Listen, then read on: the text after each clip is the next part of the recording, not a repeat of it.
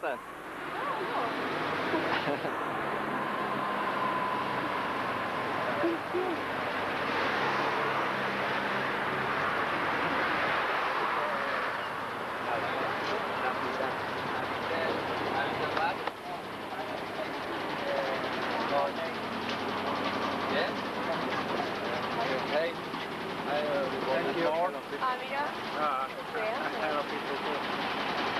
Ticket? Where is the ticket? Ticket.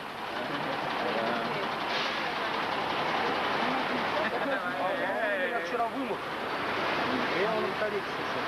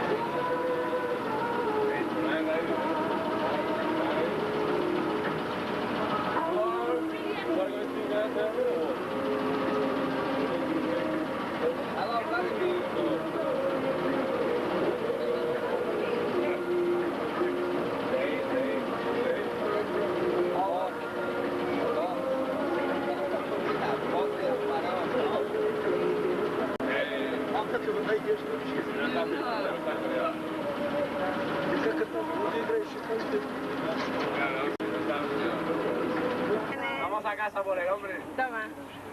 Nos quedamos aquí a recogerte. Thanks. Stephen, now today we're going to do a tour to Glendalough, which is a historic monastic site in the hills in County Wicklow. The details are there. We will leave in about 2 minutes and we'll be back about 10 o'clock this evening, okay? Yeah. Now, on this tour, please, no smoking in the coach. It is not allowed. No drinking. No beer, no wine, no aguardiente, no grappa, no schnapps. If you have all these things, you give it. Okay? And no eating of cooked foods. No porchetta, no bruschetta, no tortellini, tortelloni, no cocido, no paella, nothing like that. No chips, nothing. Okay? And while we're going, would you please remain seated in the coach? Because if the coach has to stop very quickly, you could be injured. And the last thing is, this is not a mobile disco. I am not a disc jockey. So please don't ask me to play any rock and roll tapes, because I have a very bad head. Mi cabeza duele mucho. So,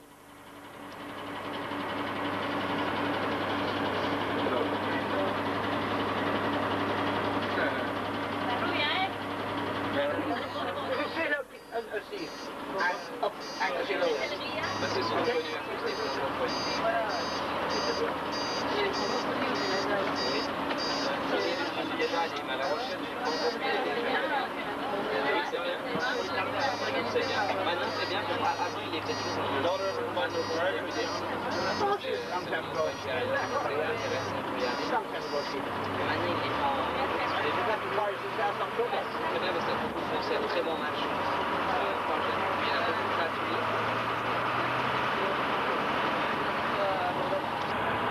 It's called the Moyne School of Preventive Medicine.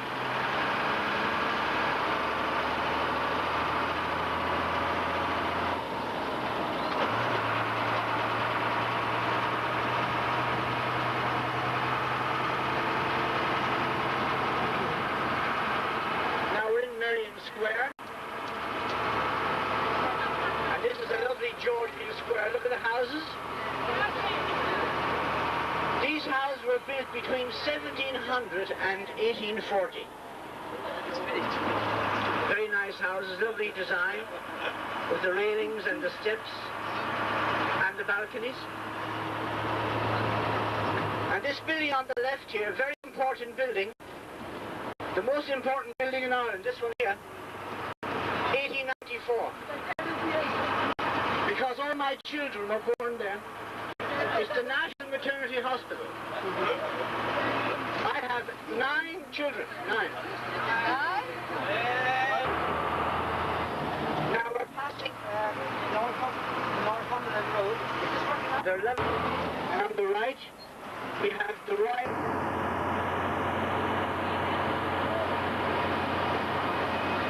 Now you have a very good view of the Sugarloaf Hill. 504 meters high. It has been used on many occasions for locations for making films. To the left here, Stephen. No, the one here, the coffee bar. Here. Now we're stopping here for about 20 minutes or so.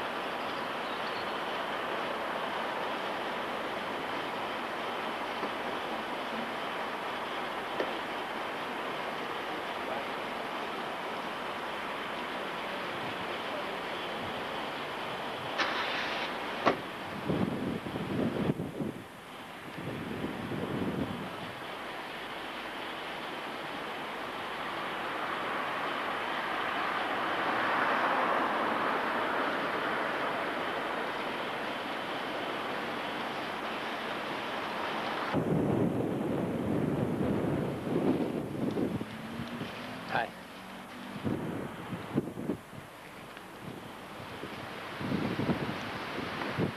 Hi.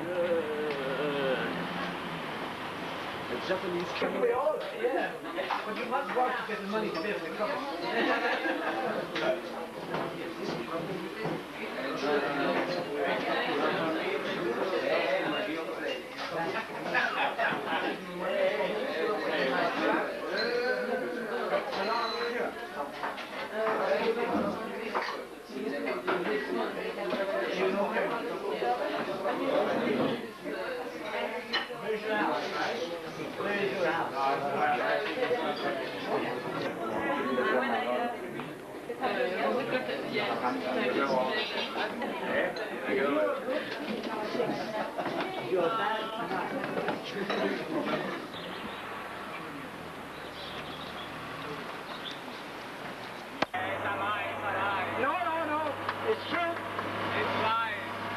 It's a very big surprise. Hooray, hooray, hooray. Arriva, Francie, arriva, Francie.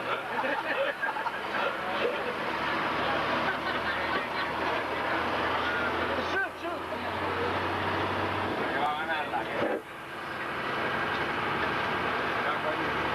Now, if you look at your leaflet, you'll see where we're going. And I just want to mention a little about it.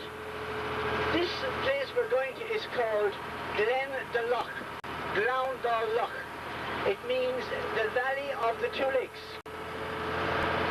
And there was a monastery founded here in the 6th century, and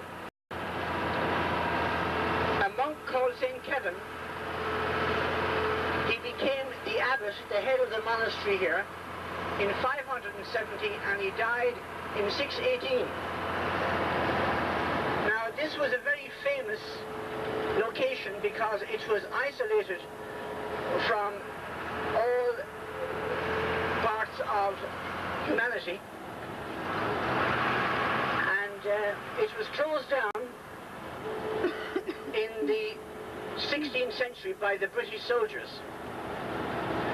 There was another man called Lawrence O'Toole who was a saint, and he was canonized as a saint in 1226.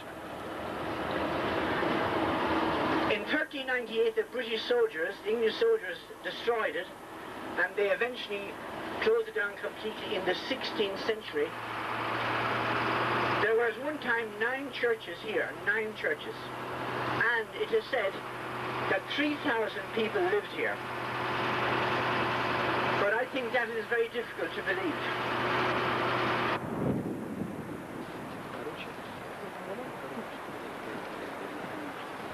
Will you come this way?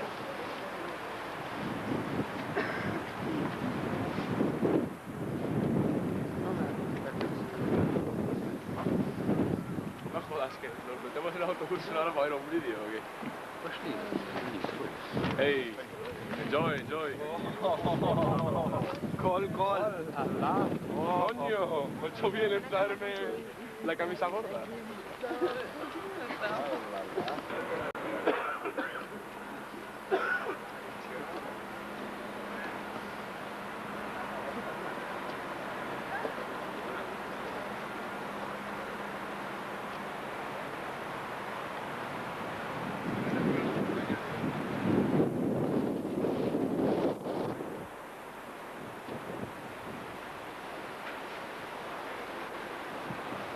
Porno. Hey. Porno.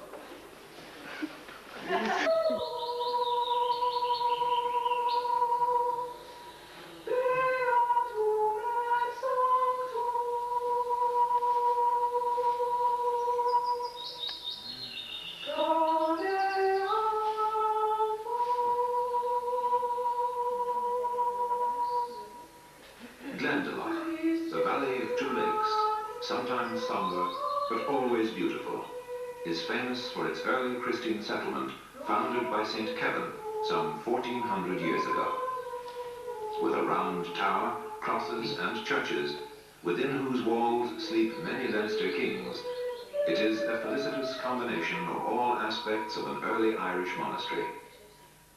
Yet Glendalough is only one of many such Irish foundations which stood out in the storm-tossed culture of 5th century Europe.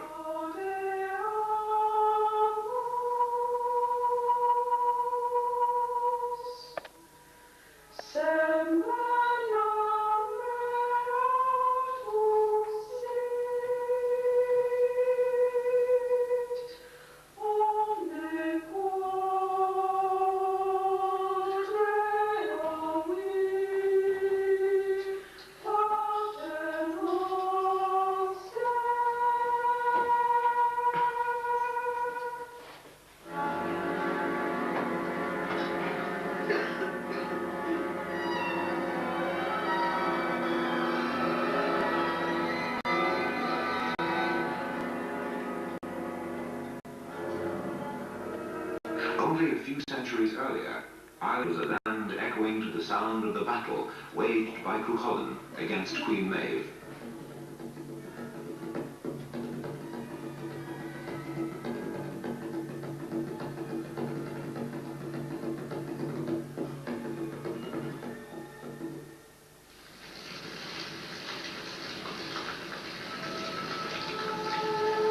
However, in 433, when St. Patrick defied the heathen High King Lyra of Tara by lighting the paschal fire upon the hill of Slane, he dispelled the darkness of pagan idolatry and brought the word of peace to Ireland, wondrously without the spilling of a drop of blood.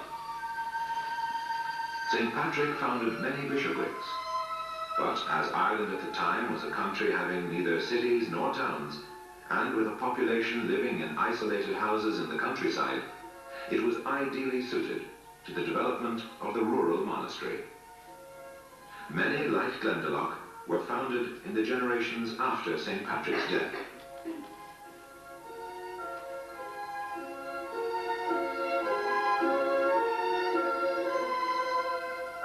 One of the first of them was founded by St. Enda on the largest of the Aran Islands, where one of the churches still bears his name. The rigid discipline of early monasteries, such as St. Enda's, obviously appealed to some ascetic streak in the Irish nature, and countless thousands became monks and nuns, submitting themselves to the monastic rule. Inspired by the desire to serve the Creator and to secure a place in heaven, some were to imitate St. Enda in retiring to the solitude of Western Islands, seeking seclusion from the hurly-burly of secular life, and doing battle with the devil, rather than with their fellow human beings. Other holy men withdrew to wilderness on the mainland, where they could commune with nature and their Maker, while imposing great penances upon themselves. St. Kevin, for instance, is said to have stood in the cold waters of Glendalough long enough for the birds to build their nests in his outstretched hands, before he retired to pray in his cell overlooking the upper lake. Sometimes these holy men formed communities of 2 or 3 ascetics, saying prayers, studying, or even copying the Gospels. On the margins of their manuscripts, we find pithy little poems which reveal their closeness to nature.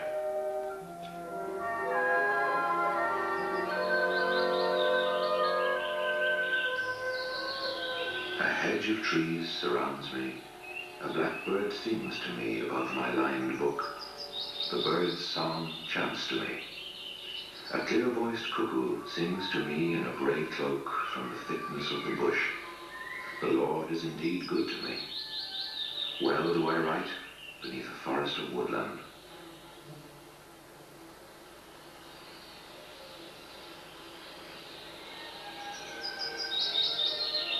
St. Enda's foundation on the Aran Islands soon became a veritable nursery of saints.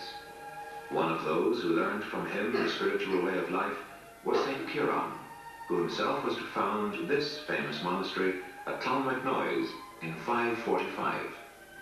He and another Kevin, Kevin of Sair, were but 2 of St. Enda's 12 disciples, picturesquely known as the 12 Apostles of Ireland. They studied under another great monastic founder, St. Finian, at Clonard in County Meath, where thousands of students flocked to hear him teach. Other disciples of St. Finian included St. Ruan of Laura in Tipperary, and the great navigator St. Brendan, who himself founded many monasteries, including this one at Clonfert in County Galway.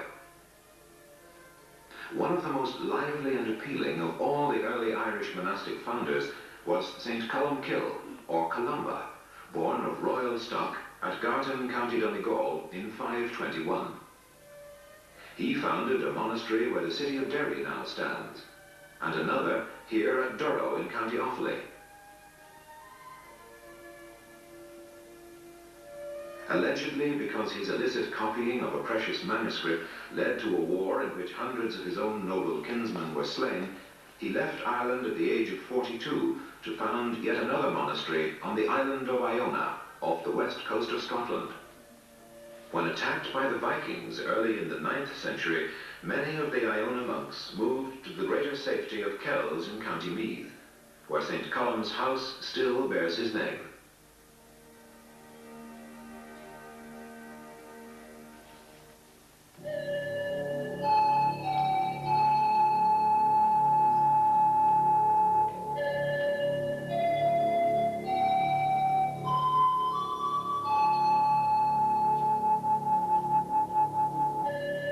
This manuscript, known as the Cathach, or Battler, still preserved in the Royal Irish Academy in Dublin, is traditionally said to have been written by St. Columba himself.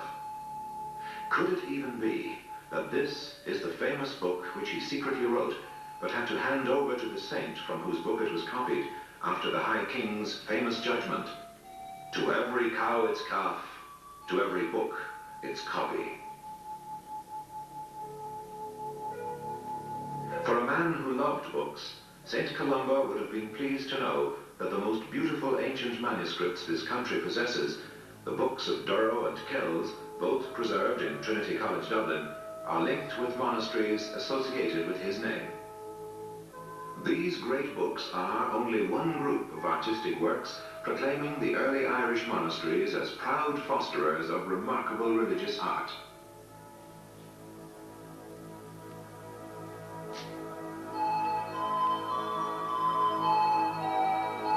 The National Museum in Dublin has a splendid display of metalwork, testifying to the intricate and delicate craftsmanship of Irish monastic workshops, such as the chalices of Ardagh and Derry na Flan.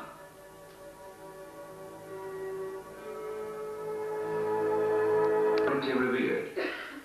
Saint Columbanus founded monasteries at Luxeuil in France and Bobbio in Italy.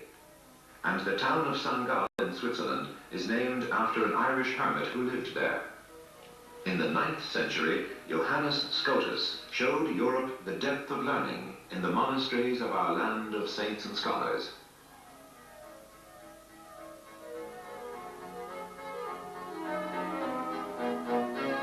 At the same time, the monasteries in Ireland were erecting buildings which have since become symbols of Irish culture.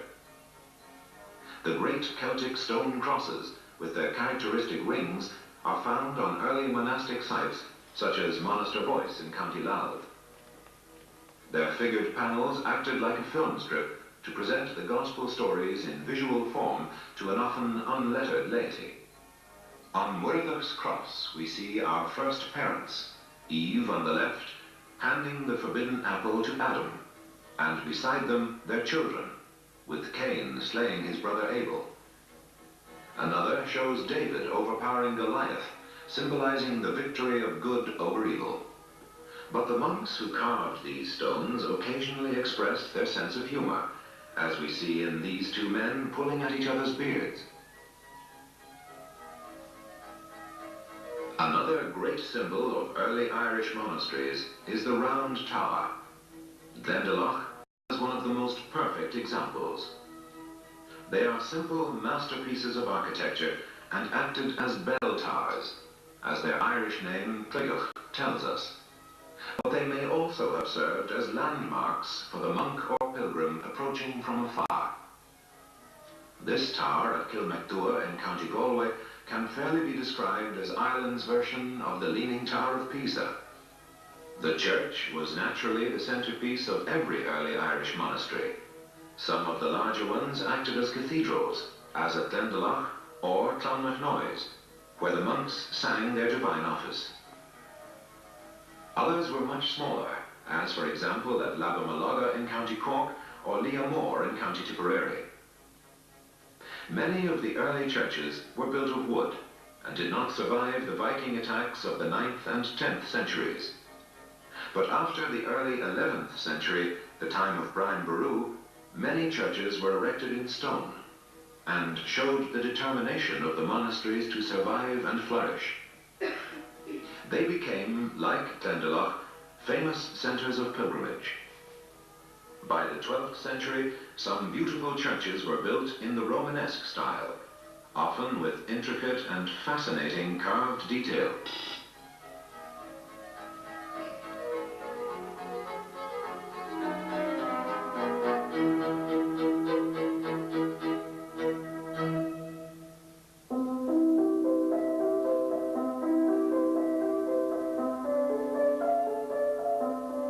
But by the time the Romanesque churches were built, monastic discipline was becoming lax. St. Malachy of Armagh introduced the more austere Cistercian rule to Ireland and founded the Abbey of Mellifont in County Louth. The Cistercian and other continental orders, such as the Benedictines, Dominicans, and Franciscans, brought with them a new spirit of monasticism and more imposing buildings. Soon, those who wanted to become monks flocked to the new houses rather than to the older foundations.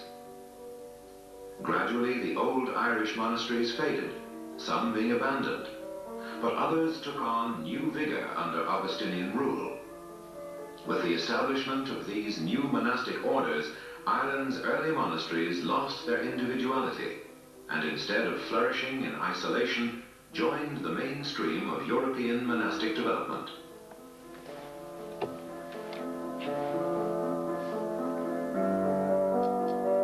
But the great manuscripts, great high crosses, the magnificent round towers, and the simple churches remain with us as a reminder of those golden days when Ireland's monastic culture shone like a beacon across the continent, contributing to medieval and thereby modern Europe. The preservation of so many valuable aspects of our early civilization prompted John Henry, Cardinal Newman, to describe the early Irish monasteries as the storehouse of the past and the birthplace of the future.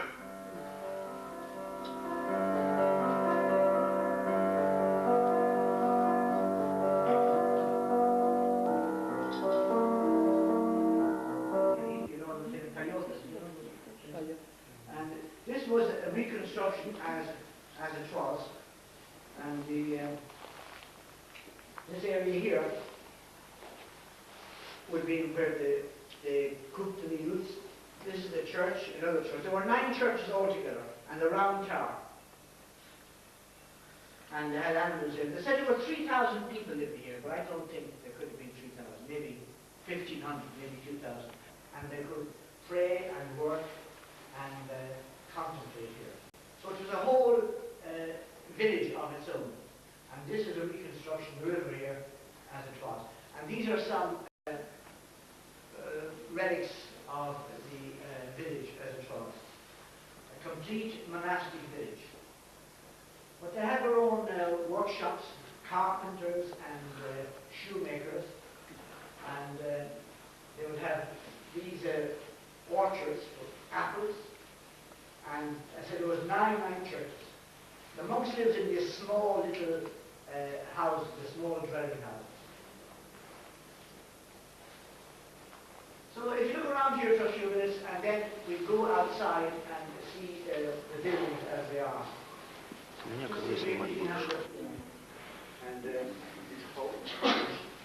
don't know what that was for. Maybe it was made to lift it up, I don't know.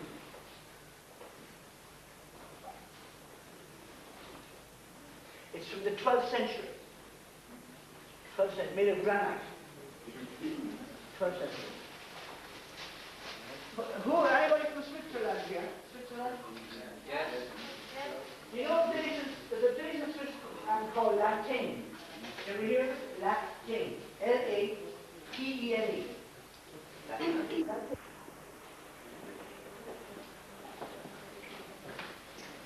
All the steps of the word. Look at the monks down on the calf skin or goat skin. You have goats in Spain, don't you?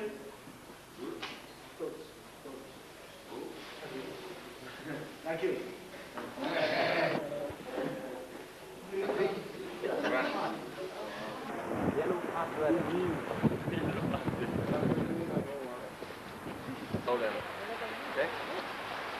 So, Dave, go there, agus fáilte róg go Glendalough. Glendalough is famous throughout the world for 2 things. Firstly, for its beautiful scenery, which you can see all around you here, in its glaciated U-shaped valley. But secondly, and more importantly, it's famous for its history, and in 1398, a severe attack was made on Glendalough by the Normans, who plundered and burned the monastery. But some monks returned to the valley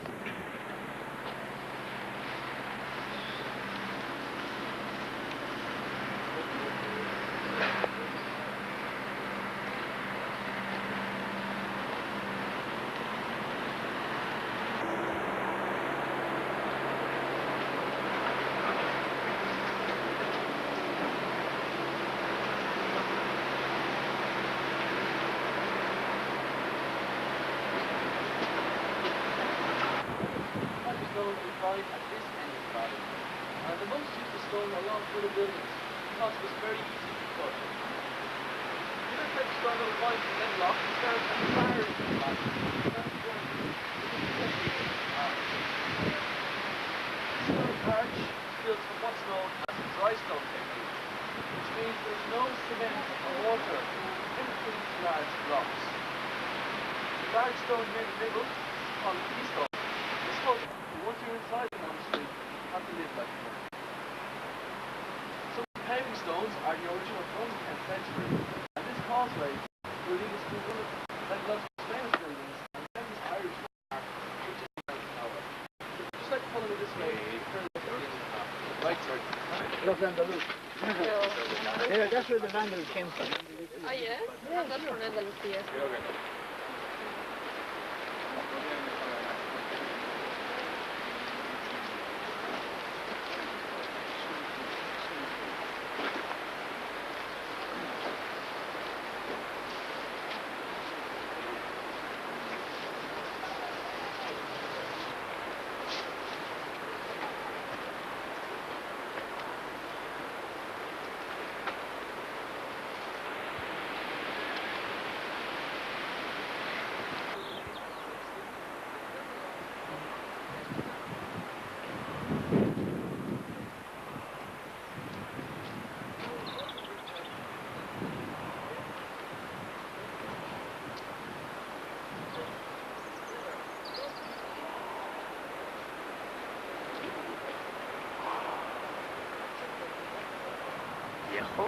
Was built as the bell tower for the cathedral, which is just behind you. So that means a monk would have to climb up a ladder to get inside the tower, and in between each floor there would be a ladder. And he'd climb right to the top with a handbell and lean out of each of the windows and hit his hand down with a stick. And this way he was able to call the monks into the prayers, the meals, or maybe also warn them against attack. So it was also used as a watchtower, because from the top you could see the whole valley, you could see oncoming invaders, and that would give you time to escape. It was also used as a storehouse for the treasures of the monastery, and that would have had a population of about 1,000 monks. So the window was inside. And then the going up the hot ones were behind the second tower.